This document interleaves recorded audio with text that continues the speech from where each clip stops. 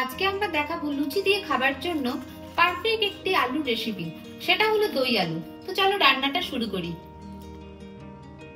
সর্ষের তেল গরম করতে দিলাম, দিচ্ছি গোটা একটা শুকনো লঙ্কা ফোড়ন, আর দেব গোটা জিরে ফোড়ন। যে সেদ্ধ করা আলুটা আমি করে রেখেছি সেটা আমি এর মধ্যে দেব।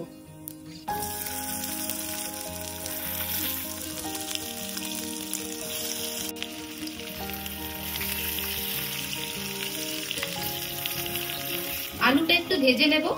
এরপরে আমি ওপর থেকে দেব স্বাদ মতো নুন, দেব হলুদ গুঁড়ো, জিরে আর ধনে পাউডার মিক্স, দেব কাশ্মীরি রেড চিলি পাউডার।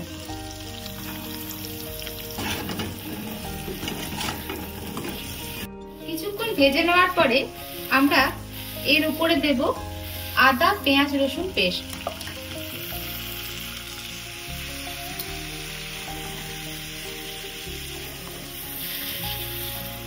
দেব 2 স্পুন মতো টমেটো বাটা,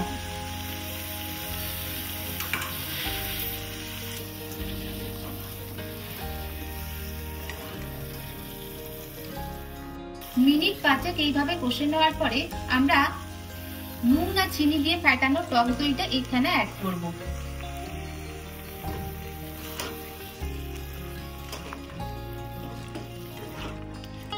লুচি, পরোটা, ফ্রাইড রাইস, পোলাও যে কোনো কিছুর সাথে তোমরা আলুর এই রেসিপিটা করে বাড়িতে বানাবে, দেখবে তোমাদের খুব ভালো লাগবে।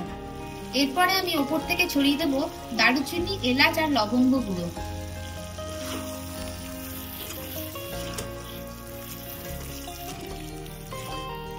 দই দিয়ে খানিকক্ষণ কষে নেওয়ার পরে আমরা কিছুটা জল এর মধ্যে অ্যাড করব।